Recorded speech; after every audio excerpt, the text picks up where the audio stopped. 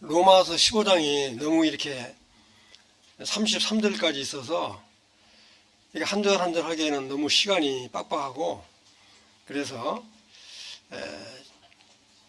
5단원으로 5단원으로 나눠져 있는데 단원별로 묶어서 하는 경우, 그 다음에 이제 중요한 부분은 절별로 그렇게 하도록 하겠습니다.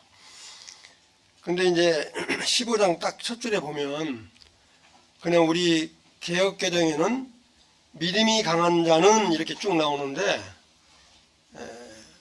이 흠정역에는 그런즉 이렇게 하고 시작이 돼요. 그 말은 무슨 말이냐면 14장하고 15장은 서로 이렇게 연결되어 있는 부분이다, 이렇게 이해를 하시면 좋을 것 같아요. 그런즉 하는 말은 죄송합니다.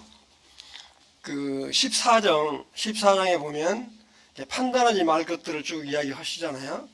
그래서 마지막 절 보면 23절에 보면 뭐라고 나오냐면 의심하지 말고 먹는 자는 이렇게 나오면서 무엇이든지 믿음에서 나지 아니하는 자는 죄다, 이렇게 말씀을 하시고 바로 14장으로 이어지면서 그런즉 하고 말을 받아요.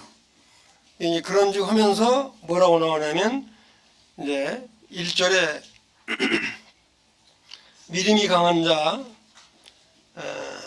우리는 마땅히 믿음이 연약한 자의 약점을 담당하고 자기를 기쁘게 하지 아니할 것이라, 이렇게 이제 말씀이 나와요. 이 말씀은 정말 우리가 이렇게 지난번에도 말씀을 드렸지만 로마 교회의 가장 문제점은 뭐냐면 유대인 성도들하고 이방인 성도들 간에 서로 이렇게 갈등이 있었던 거예요. 왜냐하면 유대인은 할례를 받고 예수 그리스도로 은혜를 받은 사람들이고, 이방인들은 할례를 받지 않고 주님의 은혜로 구원받은 성도들이 같이 있는데, 유대인들은 그렇게 할례를 받지 않고 이렇게 들어온 이방인 성도들을 얕잡아 보는 거예요, 한마디로 말하면. 그런 데서 오는 갈등 때문에 바로 우리 사도 바울이 뭐라고 말하냐면 믿음이 강한 자는 약한 자를 이렇게 받아라, 배려해라, 이렇게 말씀을 하고 계십니다. 그래서 이 고린도전서 10장 33절에도 보면 어떤 말씀이 있냐면 나의 유익을 굳지 아니하고 그래요. 많은 사람의 유익을 구하여 교회로 구원을 얻게 하라. 다시 말씀드리면 우리 주님도 자기 유익을 위해서 뭐 이렇게 복음 전달한다니 그런 거 아니다. 이렇게 하면서 이렇게 받을 걸 말씀하면서 15장 2절에 딱 넘어가면 뭐라고 하냐면 우리 각 사람이 이웃을 기쁘게 하되 그랬습니다. 이웃을 기쁘게 하라. 사랑하는 형제자매님들, 가장 가까운 이웃이 누구예요? 네. 가장 가까운 이웃은 사랑하는 아내, 사랑하는 남편, 사랑하는 자식, 사랑하는 부모님들, 그 다음에 우리 성도님들이라고 이렇게 볼 수 있을 거예요. 그래서 바로 나의 기쁨을 누리지 말고 바로 내 이웃의 기쁨을 이렇게 하되 선을 이루고 덕을 세워라. 덕을 세우라는 건 뭡니까? 자기 기쁨을 위해서 하는 게 아니고 정말로 이렇게 인격적으로 이렇게 화평 가운데 세워주는 것을 우리가 덕을 세운다고 그러잖아요. 그 다음에 이제 3절에 넘어가면 뭐라고 되어 있냐면 그리스도께서 자기를 기쁘게 하지 아니하셨나니 그랬어요. 지금 말씀드린 데와 마찬가지죠. 예수 그리스도도 자기 기쁨을 위해서 한 게 아니라 주님 얼마나 이 땅에 오셔서 낮고 낮은 자들로부터 거절을 당하시고 핍박을 당하고 그랬어요. 그래서 우리 사도 바울도 복음을 전하면서 엄청스럽게 유대인들부터 핍박을 많이 받았잖아요. 사도 바울이 핍박을 받으면서도 이역을 당하면서도 그 책임을 다른 사람한테 넘기지 않았죠. 자기가 다 감당했잖아요. 물론 우리 주님도 그렇게 그 유대인들로부터 핍박을 받으면서도 절대 그거를 이렇게 어렵게 대한다든지 그렇지 않고 그런 것들을 묵묵히 다 당하신 것처럼 너희들도 기쁘게 여겨라, 선으로 대해라, 덕을 세워라, 이렇게 말씀을 하고 계십니다. 그 다음에 이제 4절에 보면 무엇인지 전에 기록된 바는 우리의 기획계정에는 교훈을 이하여 그랬어요. 교훈을. 기록된 것이니 우리로 하여금 인내로 또는 성경의 이로를 소망을 가지게 함이라. 이 말씀 가운데 저는 이 구절을 굉장히 좋아하는데 여기서 보면 흥정역에서는 뭐라고 하냐면 이 교훈을 정말로 이게 배움을 위해서 기록된 것이다. 그러니까 이 사도 바울 당시에 이전이라고 하는 말은 구약 시대 때 구약을 지금 이야기를 하는 거고요. 지금 현재를 사는 우리들은 신약 성경도 이전에 기록된 거라고 볼 수 있죠. 이와 같이 기록된 하나님의 말씀은 우리들의 배움을 위한 것이다. 예를 든다면 우리 구약 성경을 쭉 읽어보면 유명한 사람들이 많이 나오죠. 모세가 정말 이렇게 왕자로 태어나서 얼마나 많은 고난을 받아요? 40년 동안이나. 그러면서 이제 받고 나서 하나님이 모세를 태하죠. 그런 모습, 모세가 정말로 이 광야에서 그렇게 어렵게 생활을 보냈던 것. 그 다음에 우리 성경에 보면 다윗 왕이 사울 왕으로부터 엄청스러운 핍박을 통해서 얻어지는 인내와 이런 것들을 우리가 배울 수 있잖아요. 이런 이전에 기록된 것을 통해서 우리 인내나 이런 것들을 배우라는 거예요. 이렇게. 그런 걸 통해서 또 우리가 위로를 받고 그 다음에 그런 걸 통해서 우리가 소망을 갖게 된다. 성경을 통해서 가장 큰 소망을 갖는 게 무엇이에요?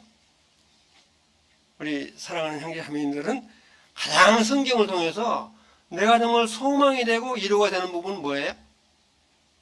저는 개인적으로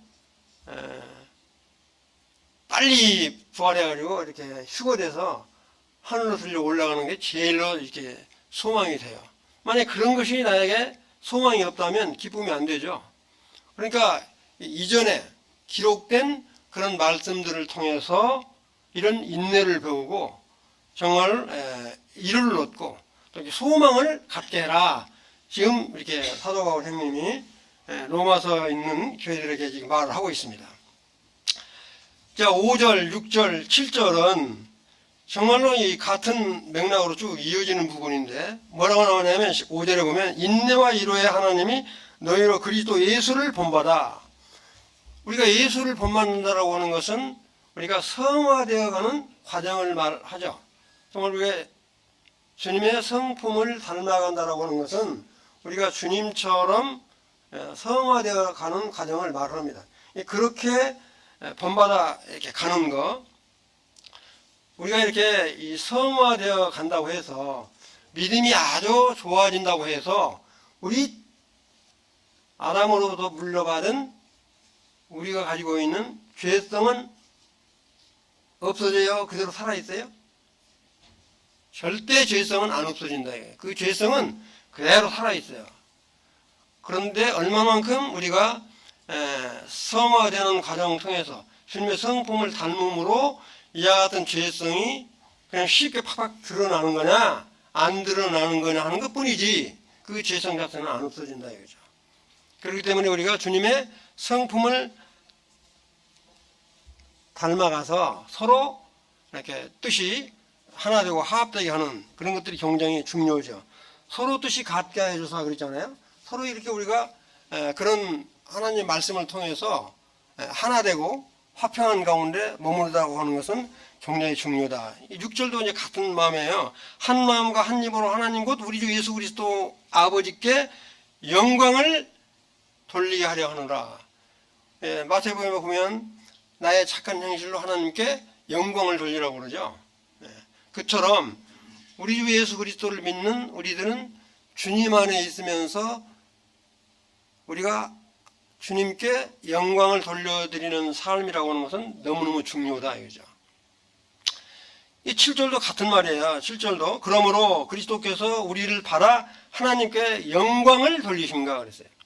우리가 그리스도 안에, 내 안에 우리 그리스도가 사신다면, 또 우리가 주님 안에 거한다고 한다면 정말로 이렇게 하나님께 영광을 돌려드리는 삶을, 그렇기 때문에 우리가 서로 믿음이 강한 자는 약한 자를 잘 받아라. 받으란 말이 무슨 말인지 이해되시죠? 받아라. 잘 이렇게 섬기고, 또 이렇게 믿음이 연약한 자는 강한 자에게 배울 것을 배우고, 이렇게 서로 화목한 관계로 한다라고 하는 것은 그런 것이 바로 하나님께 영광을 돌려드리는 거다. 지금 그렇게 지금 말씀을 하고 있는 겁니다. 그 다음에 로마서 15장 8절에 보면 아주 이 유대인의 구원관과 이방인의 구원관은 같다, 다른 것 같지만 같다라고 하는 것을 우리 사도 바울님이 로마 교회에 있는 성도들한테 강력히 이야기를 해요. 이 15장 8절을 한번 이렇게 보시면, 내가 말하노니 그리스도께서 하나님의 진실하심을 위하여 할례의 추종자가 되셨으니, 할례의 추종자가 되셨으니 이는 조상들에게 주신 약속들을 견고하게 하시고, 이런 말씀이 나와요. 이 무슨 말씀이냐 하면, 우리 주님은 이 땅에 오셔서 며칠 만에 할례를 받으시죠? 우리 주님이 이 땅에 오셔서 8일 만에 할례를 받으시죠? 우리 주님은 할례를 받으시고 또 이 구약의 율법을 아주 철저히 지키셨던 분이에요. 그러니까 뭐냐면 유월절도 철저히 다 지키셨죠? 절기 다 지켰어요. 우리 주님은 할례까지도 받으셨다고요. 그렇게 말을 하면서 뭐라고 배우느냐면, 우리 그리스도는 할례의 추종자라고 하는 의미는 우리 주님은 유대인의 사역자다라는 이야기입니다. 유대인을 위해서, 유대인의 구원을 위해서 우리 주님은 이 땅에 오신 분이다. 그래서 우리 주님은 이 땅에 오셔서 마태복음에 쭉 보면 왕국 복음을 전하시죠. 왕국 복음을 전하실 때 마태복음 15장 24절, 좀 바쁘지만 한번 찾아보시기 바랍니다. 15장 24절에 보면 우리 주님이 뭐라고 말하냐면, 나는 이스라엘 집에 잃어버린 양 외에는 다른 데로 보내심을 받지 아니했다, 이런 말을 해요. 이 말씀은 무슨 말이냐면, 우리 주님은 이 땅에 오셔서 이방인들을 위해서, 이방인들한테 뭐 복음을 안 전했다는 얘기가 아니라 이방인들을 위해서 온 게 아니라 유대인들을 위해서 왔다라고 지금 말씀을 하고 계십니다. 그러면서 우리가 마태복음을 쭉 1장부터 쭉 읽어갈 때 우리 주님이 이방인들을 위해서 복음 전하는 건, 공식적으로 복음을 전하는 것은 유대인들만 상대로 했어요. 그러나 우리 주님은 간접적으로 요한복음 4장에 보면 수가성의 여인, 사마리아 여인한테 주님인 것을 나타내죠. 이렇게. 그 다음에 우리가 잘 아는 마태복음 또 8장에 보면 백부장 종이 중풍병 걸렸을 때 낫게 해줘서 구원을 얻게 하는 이런 거 나온다고요. 그 다음에 귀신 들린 자를, 딸을 이렇게 고쳐주는 그런 일들을 통해서 우리 주님인 것을 간접적으로 이렇게 나타내기는 하셨지만, 우리 주님은 그러니까 두 가지 사역을 위한 거예요. 첫째 사역은 뭐냐? 유대인들한테 정말 내가 하나님의 아들 되심을 증거하는 일이고, 그 다음에 또 한 가지는 이방인들의 구속을 위한 것들을 했는데, 공식적으로 하는 건 뭐냐? 유대인들한테만 했다. 우리 주님이 쭉 그렇게 나가시다가 십자가에 못 박혀 돌아가시고 난 후, 부활한 후에 제자들한테 다 보이시고, 그다음에 마태복음 28장에 딱 보면 승천하기 바로 전에 28장 19절에 뭐라고 나와요? 19절에 너희는 제자들에게 가서 모든 민족을 뭐라 그래요? 모든 민족을 제자로 삼아 그랬죠. 그때사 우리 주님이 승천하기 직전에사 모든 민족 즉 이방인들에게 가서 복음을 전하고 제자를 삼아라. 그리고 이렇게 성부 성자 성령님으로 침례를 주라. 그리고 우리가 마태복음을 읽을 때 1장부터 26장까지 주님이 십자가에 못 박기 전까지는 구약이라고 보시면 돼요. 실제 신약은 어디부터냐? 우리 주님이 부활한 후부터 라고 이렇게 이해를 하시면 쉬울 거라고 생각이 되어져요. 그래서 지금 우리 주님이 그렇게 말씀을 하시면서 뭐라고 하냐면 바로 이어서 9절에 이런 말씀을 하시는 거야. 우리 주님은 이렇게 유대인의 사역자로 오신 분이다. 그런데 우리 주님은 이제 이방인들도 그 긍휼하심으로 그랬습니다. 바로 이어서 이 말은 무슨 말이냐면 긍휼하심으로 말미암아 우리 이방인들은 약속된 백성이 아니죠. 우리 이방인은 하나님의 약속된 백성이 아니에요. 이렇게 구약에 이방인들에 대한 간접적인 예언은 많이 나왔지만 하나님이 우리 이방인들에 대한 약속은 없어요. 언약의 백성은 뭐냐면 이스라엘 백성들 뿐이라고요. 그런데 뭐라고 이야기를 하냐면 바로 이건 이제 이사야 45장 22절이라든가 그 다음에 이사야 52장 10절의 말씀을 인용해 가지고 이 15장 9절을 지금 말씀을 하시는 15장 9절 10절 말씀을 하시는 겁니다. 뭐라고 하냐면 이방인들도 그 긍휼하심으로 말하면 하나님께 영광을 돌리게 하려 함이라. 다시 말씀드리면 이사야 같은 거 쭉 읽어보면 이렇게 이방인들이 하나님을 찬양하는 그런 모습이 나온다고요. 그게 바로 뭐냐면 이처럼 이방인들도 정말 하나님을 이렇게 찬양하는 하나님의 백성이 된다라고 하는 것을 간접적으로 이렇게 보여주시는 겁니다. 근데 바로 이어서 또 뭐냐면 이제 시편 18편 43절이나 49절 50절을 보면 우리 다윗이 이렇게 열국을 이렇게 전쟁을 이기고 돌아온 포로들 있잖아요. 이 포로들도 함께 하나님께 찬양을 드리는 모습이에요. 찬양하라 이렇게 나온다고요. 바로 이와 같은 것을 보면 이방인들도 하나님의 백성이 된다라고 하는 것을 이렇게 나타내는 거예요. 그런 이방인들도 그런 자들이다라고 지금 로마 이도의 성도들한테 역사를 하고 있는 겁니다. 이방인들도 이렇게 하나님이 택해서 구원을 얻게 한다라고 하는 것을 지금 하면서 한마디로 말하면 이방인 성도들을 무시하면 안 된다라고 지금 간접적으로 말씀을 하시는 거예요. 그러고 나서 바로 뭐냐면 10절에 딱 넘어가면 또 나와요. 이렇게. 그러니까 이 아마 사도바울 형님이 이 구약 성경의 이방인들에 대한 말씀은 전부 이 9절, 10절, 그 다음에 11절도 보면 이제 나오는데 11절은 모든 열방들아 이렇게 나와요. 이게 바로 뭐냐면 이와 같이 이방 민족들도 하나님의 백성으로서 찬양하는 모습을 지금 사도바울 형님이 다 언급을 하시는 거야. 구약에 있는 성. 그러니까 이방인 백성들도 이렇게 하나님이 택하셔서 하나님의 자녀로 부름을 받고 찬양하는 그런 부분을 이렇게 지금 언급을 하고 있는 겁니다. 이와 같은 걸 뭐냐면 아까 모세도 그랬죠. 모세도 죽기 전에 신명기 32장 43절에 보면 모세도 죽기 전에 정말 이방 민족들의 하나님을 찬양하는 그 같은 모습이 나옵니다. 이런 걸 보면 모세도 그러죠. 아까 이사야 선지자도 그러죠. 다윗도 그러죠. 많은 부분에서 이방 민족도 정말 하나님의 백성이 돼서 하나님을 찬양하는 그런 부분이 언급이 되어 있습니다.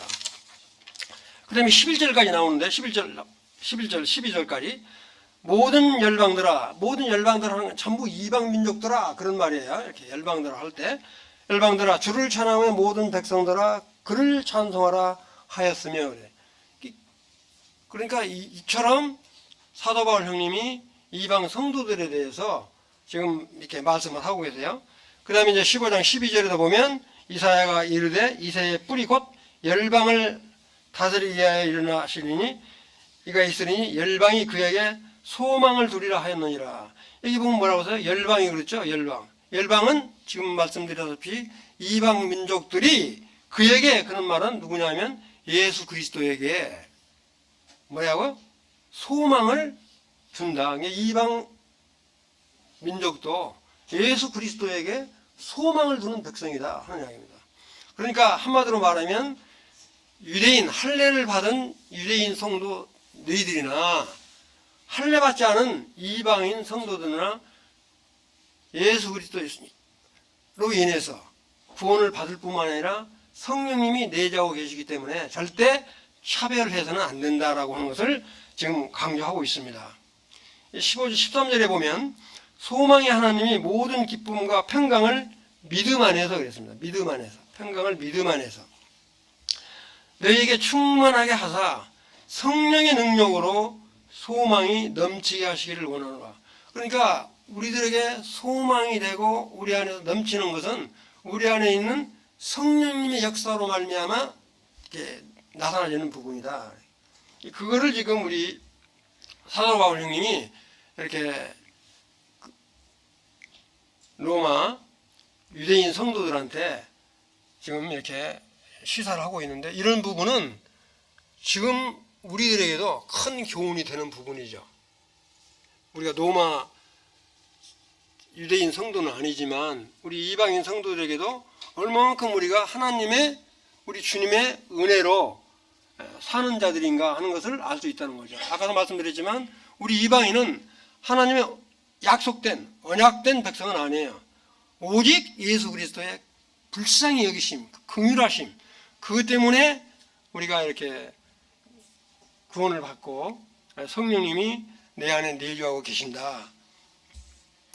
그 다음에 이제 이 14절, 15장 14절로 딱 넘어가면 뭐라고 나오냐면 우리 사도 바울이 어떻게 사역을 했는가, 이런 부분을 지금 14절부터 21절까지를 그래요. 14절부터 21절까지는 사도 바울 형님이 어떻게 사역을 해왔는가 하는 것을 지금 언급을 하고 있습니다. 이게 보면 14절에 보면 내 형제들아 너희가 스스로 선함이 가득하고, 그러니까 참 선하신 분은 주님밖에 없는데 우리 이제 사도 바울이 로마 성도들한테 너희들의 그 선함이 정말 넘친다, 칭찬을 하는 거죠. 그다음에 모든 지식이 이렇게 차서 능히 서로 구원하는 자임을 나도 확신한다. 이 굉장히 칭찬을 하시는 거예요. 무슨 이야기냐면 너희들에게 이렇게 선한 그런 행위가 있고, 또 더군다나 뭐냐면 모든 지식이 그랬습니다. 이렇게 복음에 대한 지식이 아주 굉장히 많았다. 이렇게 하나님에 대한 말씀의 지식이 이 로마 성도들에게 많다. 그래서 너희들이 실질적으로 이렇게 서로 권면하고 하는 것 내가 잘 알고 있다. 우리 사도 바울 형님은 정말로 로마 교회 성도들이 서로 우리가 피차 권면할 일이 있으면 주 안에서 서로 권면하는 것이 합당하다고 지금 말씀을 하고 계신 겁니다. 왜냐하면 너희들 믿음이 있으면 정말로 형제를 세우기 위해서 여기 뭐라고 말씀해? 권하는 거 있잖아요. 권하는 것은 권면하는 것. 쉽게 아주 좀 표현하면 이렇게 가르치는 것까지도 지금 말씀하고 계십니다.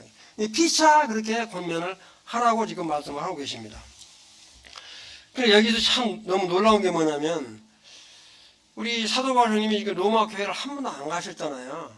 한 번도 안 갔는데 내 형제들아 이런 그 표현을 쓰는 거 보면 이런 편지를 받는 로마 교회 성도들의 마음은 어떨까 하는 생각이 들어요. 아직 한 번도 안 봤잖아요. 얼굴도 한 번도 안 본 사람인데,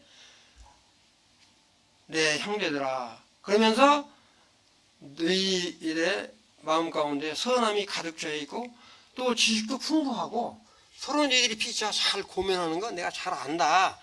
아주 참 사도 바울이 이렇게 칭찬을 하는 그런 부분을 볼 수가 있습니다. 15절에 보면 뭐라고 그러냐면 그러나가 나오냐. 그러나가 나오면 좀 그러나 뭐라고 해요? 내가 너희로 다시 생각나게 하려고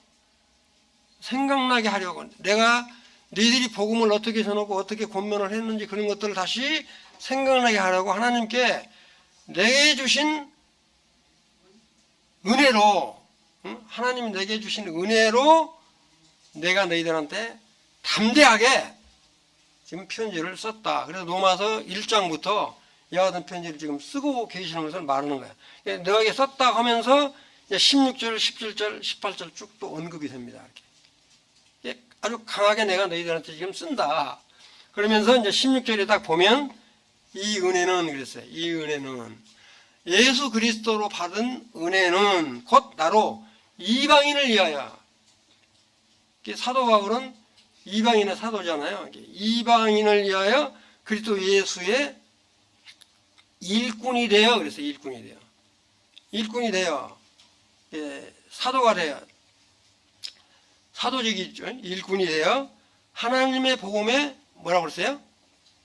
구약성 우리 개혁개정에 제사장의 직분을 갖게 하다. 그리고 우리 바울은 복음을 전하는 것을 제사장의 직분으로 비유하고 있어요. 이거. 그러면서 뭐라고 나와요?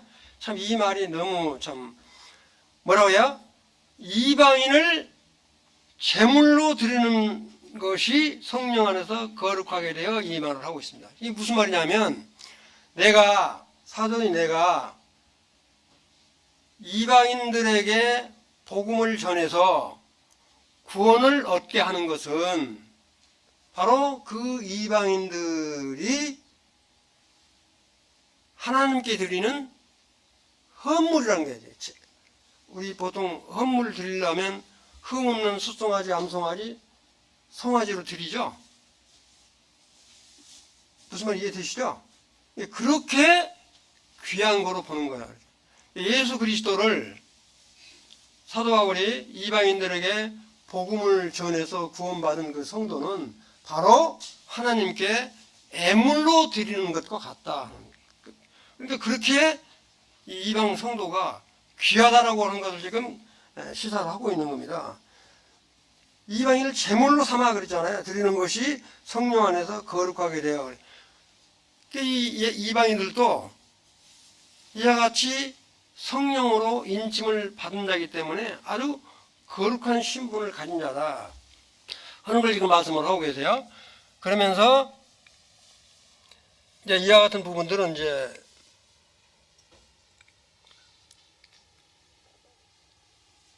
언급이 이제 많이 돼 있으니까 바로 이제 17절에 딱 넘어가면 뭐라고 나오냐면, 그러므로 내가 그리스도 예수 안에서 하나님의 일에 대하여 자랑하는 것이 있거니와 그랬어요. 그러니까 우리 사도 바울이 자랑하는 것은 자기가 복음을 잘 전해서 자랑하는 게 아니라 예수 그리스도를 이렇게 선포하는 거, 예수 그리스도를 나타내는 거, 그거를 자기는 자랑한다 하는 겁니다. 자기가 복음을 잘 전해서 자기를 자랑한다는 게 아니라 나는 예수 그리스도를 잘 이렇게 전달을 했다.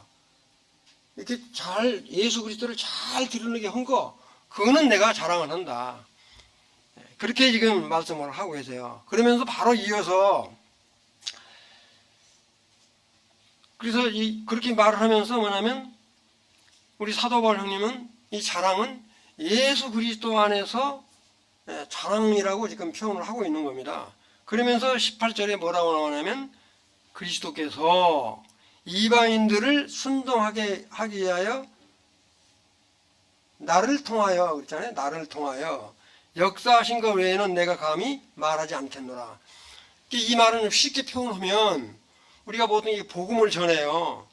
복음을 전하면 복음 전하는 사람이 바로 구원을 준 것처럼 이야기할 때가 있죠. 내가 어떤 형제로부터 어떤 자매로부터 구원을 받았다. 이렇게 표현하는 것은 합당하지 않다는 거야. 우리 사도 바울 형님이 뭐라고 이야기하냐면 나는 이렇게 복음을 전달했을 뿐이지 실제 구원을 시키신 분은 예수 그리스도 뿐이다. 나는 여하튼 복음의 통로, 매개체 역할을 한 것 뿐이다 하는 이야기. 무슨 말 이해되시죠? 그런 거를 자기는 사랑한다는 이야기입니다. 그런 거를. 참 그 사도 바울 형님이 굉장히 이렇게 겸손하게 지금 말씀을 하고 계시는 걸 보습니다. 나를 통하여 역사하신 것 외에는 내가 감히 말하지 않겠노라. 그러니까 우리 사도 바울 형님은 정말 이와 같이 매개체 역할을 통해서 이방인들을 이렇게 회심시킨 것에 대해서 지금 말씀을 하고 계십니다. 그러니까 그와 같은 것은 오직 성령의 능력으로만 나타나는 부분이라고 말할 수 있다. 19절에 보면 표적과 기사의 능력으로 성령의 능력으로 이루어졌으며 그랬어요. 사도 바울 형님이 이렇게 복음을 전할 때는 시간이 없으니까 다 찾지는 않겠는데 많은 기적과 기사가 나타났죠. 심지어는 말 안 듣는 사람한테 눈을 멀게 하시기도 하고 또 병든 자를 낫기도 하시게 하고 이와 같은 이적들이 많이 나타났어요. 병든 자를 낫기도 하시고 이런 이적을 통해서 복음을 전했는데 어디까지 복음을 전했냐. 참 이거 보면 참 놀래요. 에르살렘으로부터 두루 향하여 일루리곤까지 그리스도의 복음을 전파했다. 이 일루리곤은 지금의 유고슬로바키아 있는 데까지예요.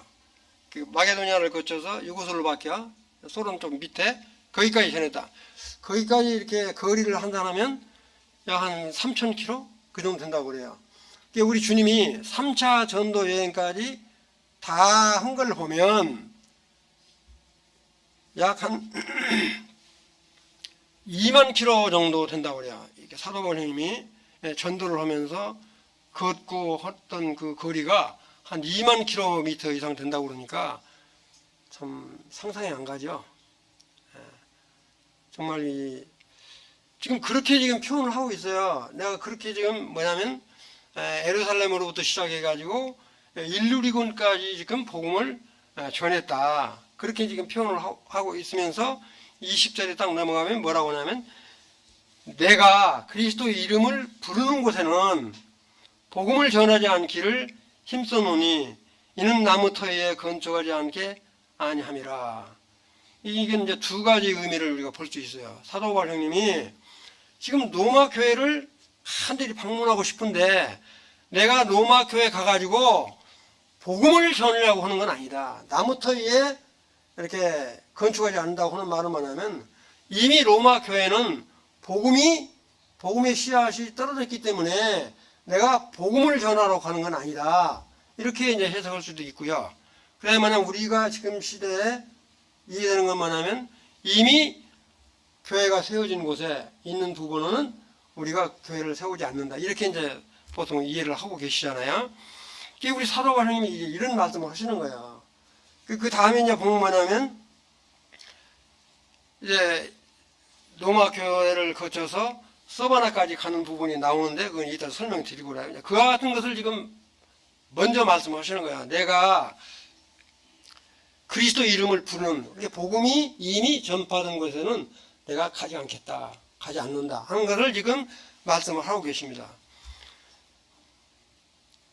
21절 기록된 바 주의 소식을 받지 못한 자들이 볼 것이요 듣지 못한 자들이 깨달으리라 함과 같으니라. 이것도 이사야 52장 15절에 있는 말씀을 인용해서 하신 말씀이에요. 지금부터는 복음 듣지 못하는 데가 많은데 복음을 많이 듣고 복음 전하는 사람을 보니까 우리 주님을 실제 눈으로 보는 건 아니지만 볼 것이요 이렇게 말씀을 표현하고 있는 겁니다. 이렇게 비유를 말씀을 해요. 사도 바울이 정말로 복음을 많이 듣고 깨닫는 때가 있을 거다라고 하는 것을 지금 말씀을 하고 계시면서 바로 이제 22장 22절부터 29절까지는 로마 방문 계획을 이야기를 하고 있어요. 벌써 시간이 또 이렇게 지나버렸는데 이거 하시면서 뭐라고 하냐면 22절 그러므로 또한 내가 너희에게 가려 하던 것이 여러 번 막혔더니 그랬어요.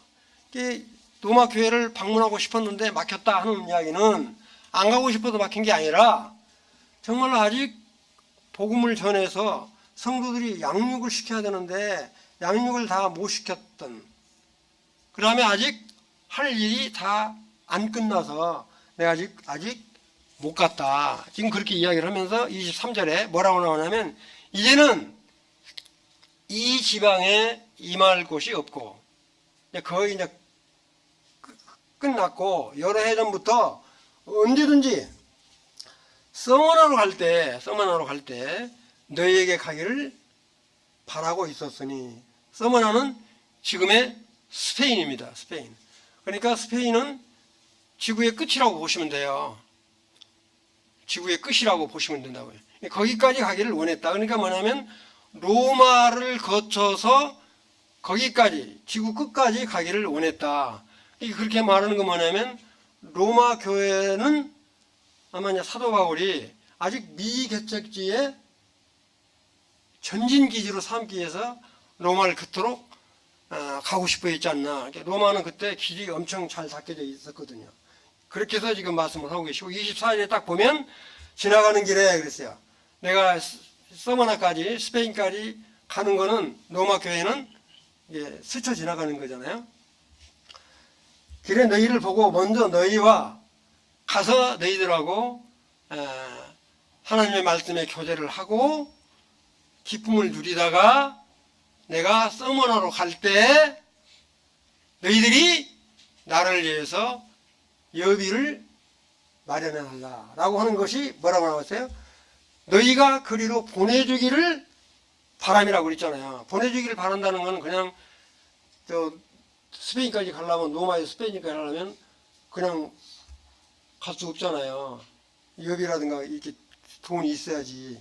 그런 거를 간접적으로 지금 언급을 하고 계시는 걸 볼 수 있다. 25절에 보면 그러나 이제는 내가 성도를 섬기는 일로 예루살렘에 가노니, 참 지금 한참 로마를 거쳐서 서머나까지 간다고 막 지금 이야기를 하다가 갑자기 25절에 지금 이 로마서는 사도 바울이 고린도 교회에서 이 편지를 지금 쓰고 있는 겁니다.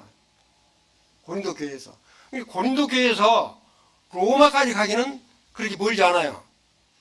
근데 그렇게 실컷 지금 이야기해놓고 하시는 말씀이 이제는 내가 예루살렘에 있는 성도들을 위해서 예루살렘으로 간다.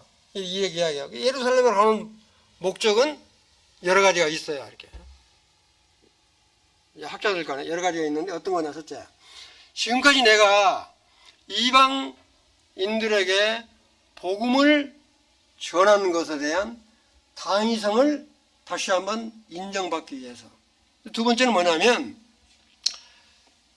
이 마게도니아나 아가야 지방에서 예루살렘이 성도가 굉장히 어려움을 당한다는 소식을 들었어요. 왜 어려움을 당했냐면 예루살렘에 있는 성도들은 예수님이 승천에 올라가면서 금방 내려온다고 그러니까 자기 집에 있는 건 모든 살림살이 다 팔아가지고 예루살렘 그 교회에다가 다 바쳤다고요. 그러니까 금방 오실 줄 알고 있는 살림 없는 살림 다 팔아가지고 전부 통행해서 쓰고 그러죠. 사도행전 2장에 보면. 그러니까 그런데 수십 년이 지나도 안 오시거든요. 그래서 성도들이 핍절할 수밖에 없죠. 그런 소식을 듣고 마게도니아에 있는 성도들과 아가야에 있는 성도들, 이방 성도들이, 예루살렘 성도들이 그렇게 어려움을 당한다는 소식을 듣고 헌금을 이렇게 했어요. 헌금한 거를 예루살렘 성도들한테 전달하기 위해서 가는 그런 부분들이 지금 언급이 되어 있어요. 26절, 27절, 28절까지. 무슨 말 이해되시죠? 그런 것들이 쭉 이렇게 언급을 해요. 그러면서 제가 이제 건너뛰어가지고 28절을 보면, 그러므로 내가 이 일을 마치고 그랬어요. 이 일을 마치고. 그러니까 예루살렘에 가서 이런 모든 일들을 다 마치고 이 열매를 그들에게 확증한 후에, 그래서 이 열매라고 하는 것은 무슨 말이냐면, 사도 바울 형님이 복음을 전해서 마게도냐나 아가야에 있는 성도들이 예루살렘 성도들을 위해서 헌금한 거, 그게 바로 뭐냐면 사도 바울 형님은 열매라고 생각을 하신 거예요. 무슨 말 이해되시죠? 이렇게 열매를 확정한 후에 너희에게 들렸다가, 로마 너희에게 들렸다가 내가 스페인까지 가겠노라. 지금 그렇게 지금 말씀하고 계신 겁니다. 그러니까 사도 바울 형님이 복음을, 이방 성도들에게 복음을 전해서 예루살렘에 있는 성도들을 위해서 헌금한 것이 바로 사도 바울 자기가 뭐라고 표현하냐면 열매라고 표현하는 거예요. 제가 건너뛰어서 그런데 27절에 보면 어떤 말이냐면 이런 말이 있어요. 뭐 말을 하냐면 이방인 성도들은 복음이 어디서부터 와요? 유대인으로부터 복음이 와요.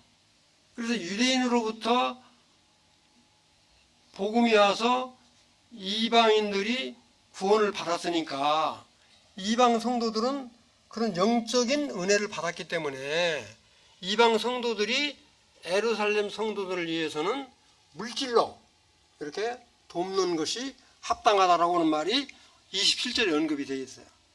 무슨 말 이해되시죠? 그런 것들을 쭉 지금 언급을 하게 돼요. 이제 5분밖에 안 남았는데, 그 하여튼 이제 중요니까.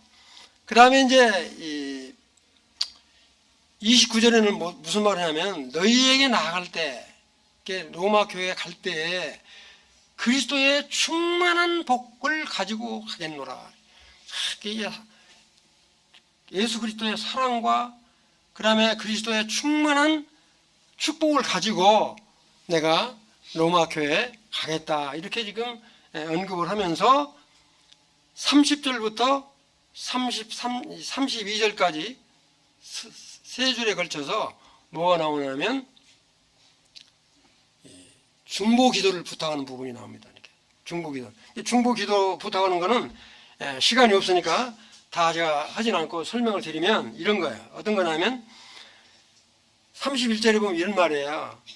지금 만약에 예루살렘으로 사도 바울이 가는 거는 굉장히 위험해요. 예루살렘에 가면 자기가 붙잡혀서 잘못하면 죽을지도 모른다는 걸 알기 때문에 뭐라고 부탁하냐면, 정말로 예루살렘에 들어갔을 때 믿지 않는 유대인들이 위협하고 폭력을 행사해서 나에게 위험이 닥치지 않도록 기도하는 부분이고요. 그 다음에 두 번째는 뭐냐면, 마게도냐나 아가야 지방에서 헌금을 했잖아요. 이방 성도들이 헌금을 한 거를 기쁨으로 예루살렘 성도들이 받으면 좋은데, 이방 성도들이 헌금했다고 그래가지고 그걸 꺼려한다니 그러면 안 되잖아요. 그런 부분, 그 헌금을 기쁨으로 받을 수 있도록, 그런 부분. 그 다음에 세 번째는 뭐냐면 32절에 나와 있는 부분인데, 내가 로마 교회로 잘 갈 수 있도록, 지금 세 가지 기도 제목을 부탁하는 거예요. 무슨 말 이해되시죠?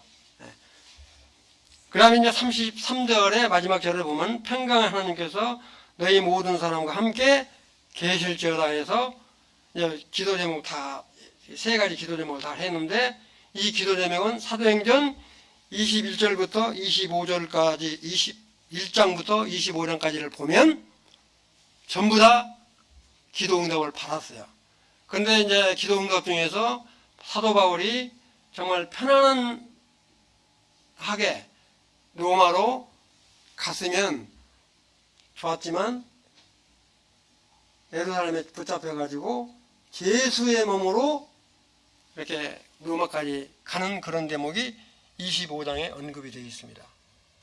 여기까지 이해되시죠?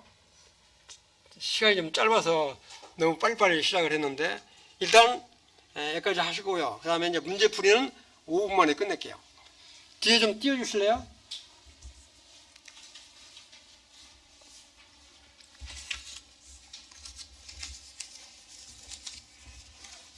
근데 이 문제풀이는요, 지금 설명한 거 다 그 안에 있어요. 그러니까 간단하게 제가 넘어갈게요. 제가 어제 다 카톡으로 보내드렸으니까 내가 꼭 한번 읽어보시고 오십시오 이렇게 부탁까지 했는데 다 읽어보셨을 것으로 생각을 하고 간단히 건너뛰겠습니다. 바울은 어떤 사람을 강한 자로 하는가? 답. 믿음이 연약한 자의 연약을 담당하는 것, 그 다음에 선을 이루고 덕을 세우는 것, 사랑으로 덕을 세우는 것, 그 다음에 세 번째는 뭐냐? 함부로 비방하거나 판단하지 않는 것. 그 다음에 네 번째는 뭐냐면 자기 자신의 기쁨을 이해하지 않고 정말 공동체의 연합, 이웃의 기쁨을 위해서 해라. 그 다음에 땡땡이 표 있죠? 땡땡이 표가 있는데, 여기 땡땡이 표. 여기 보면 또한 그리스도께서 우리를 바라 하나님께 영광을 돌리신 것 같이 너희도 서로 받으라는 말씀이 우리에게 주는 교훈은 무엇인가? 이건 서로 받으라는 말은 서로 인정을 하는 거죠. 이렇게 용납하라고 하는 이야기니까 거기까지만 할게요. 그 다음에 2번, 예수 그리스도께서 할례의 추종자가 되셨다는 말은 무슨 뜻인가? 할례의 추종자는 유대인의 사도라고 하는 그런 것을 지금 언급을 하니까 앞에 있는 로마서 15장 8절 쭉 다 언급을 했으니까 그건 한번 읽어보시고, 답이라고 써있는 부분 뭐냐면 하나님께서 이 할례는 우리 주님도 8일 만에 할례를 받으셨고 아브라함도, 조상 아브라함도 할례를 받으셨어요. 자기뿐만 아니라 자기 남자들까지 전부 다 이렇게 할례를 받았잖아요. 하나님 말씀에 철저히 순종을 하신 거예요. 그와 같은 건 뭐냐면 하나님의 말씀에 순종하는 것, 중요한 거는. 우리 주님도 철저히 순종했다는 거예요. 순종하는 것. 그 다음에 말씀은 진실하고 진리다. 우리 주님은 유대인으로 태어나셨기 때문에 할례를 이제 받았고 그 다음에 철저히 율법을 준수를 했다. 그 다음에 3번, 하나님이 주신 믿음 안에서 우리에게 기쁨과 평강 가운데 넘치는 소망이 있는 이유는 무엇인가? 아까도 설명드렸어요. 우리 가운데 성령님의 충만함으로 나타나는 능력 때문에, 능력이 있기 때문에 우리가 소망을 갖게 된다. 우리의 소망은, 아까 제가 우리 그리스도의 소망은 정말 죽지 않고 이 은혜 시대에 수고받는 게 아마 최고의 소망일 거라고 생각이 되어지는데, 저는 그래요, 개인적으로. 여러분들은 어떤 소망이 있을지는 모르지만. 그 다음에 4번, 16절에서 바울은 자신과 주님을 영접한 이방인을 각각 무엇으로 묘사하고 있는가? 그리스도의 일꾼이라고 표현하고 복음의 제사장이라고 표현을 하시고, 그 다음에 이 영적 희생물, 정말 이방인들이 복음 받는 것은 정말로 이렇게 영적으로 하나님께 헌물을 드리는, 짐승의 제물로 드리는, 짐승으로 제물로, 짐승이 깨끗한 짐승으로만 이렇게 헌물을 드릴 수 있잖아요. 그런 걸 지금 의미한다 이렇게 보시면 되고요. 5번, 바울의 삶을 통하여 나타난 표적과 기사와 열매들의 능력은 어디로부터 왔으며 어떻게 얻을 수 있다고 성경은 말씀하고 있는가? 답, 성령으로부터 왔기 때문에 성령의 능력으로 사는 삶을 추구함을 지금 말씀을 하고 계신다. 그 다음에 또 이게 땡땡이 표가 있는데, 또한 본문을 통하여 얻는 교훈은 무엇인가? 성령으로 살며 구하는 자가 하나님의 은혜를 얻고, 정말 우리 이방인들은 하나님의 은혜가 아니면 못 살아요. 하나님의 은혜를 얻고 경험하는 삶을 살 수 있다. 우리 스스로 아무것도 할 수 없는 자임을 아는 것이 중요하다. 내 자신의 약함을 자랑하는 것이 중요하다. 내가 잘하는 걸 자랑하는 게 아니라, 우리 사도 바울도 정말 예수 그리스도의 복음을 전하는 하나의 통로로 사용했다, 이런 말씀을 한 거를 상기해 보시면 될 것 같아요. 6번 14절에서 서로를 권면하는 일을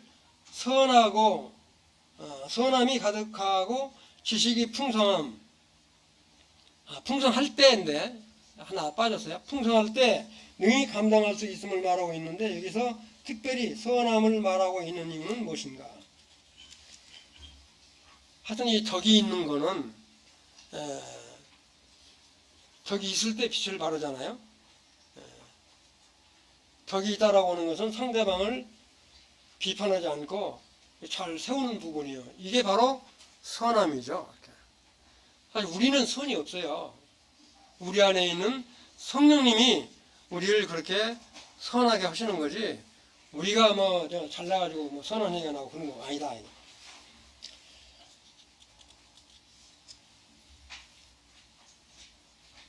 하여튼 이 선한 마음, 선한 행위, 덕을 세우는 이런 것만이 상대방을 이길 수가 있다. 로마서 5장 7절은 이런 말씀이잖아요. 의인을 위하여 죽는 자는 쉽지 않고 선인을 위하여 용감히 죽는 자가 많다. 선인을 위해서 죽는 자는 있어요. 의인을 위해서 죽는 자는 없지만, 이런 말씀을 한번 상기해 보시면 될 것 같아요. 자, 7번 마지막인데, 바울의 예루살렘 방문 목적은 무엇이며 이것이 주는 교훈은 무엇인가? 아까 제가 말씀드렸어요. 마게도냐나 아가야 지역에서 준비한 구제 헌금을 예루살렘에 갖고 갔을 때 예루살렘 성도들이 잘 받도록 해달라고 하는 기도, 그런 교훈. 그 다음에 두 번째는 뭐냐면 로마교회 성도들을 돕게 한 예루살렘 로마교회를 가려면 빈손 들고 갈 수 없잖아요. 로마교회 성도들을 위한 예루살렘 성도들의 헌금, 모금, 이런. 그 다음에 이업을 무릅쓰고 지금까지 이방 성도들에게 전한 복음이 정말 너무 당연하다 하는 걸 다시 한번 확인받고 싶어서 예루살렘에 가는 목적이다. 여기까지 설명을 드리고, 혹시 궁금한 거나 저도 사람인 이상 말에 혹시 좀 실수가 있다라고 하는 분이 있으면 카톡으로 보내주시든지 전화를 주시면 좋을 것 같아요.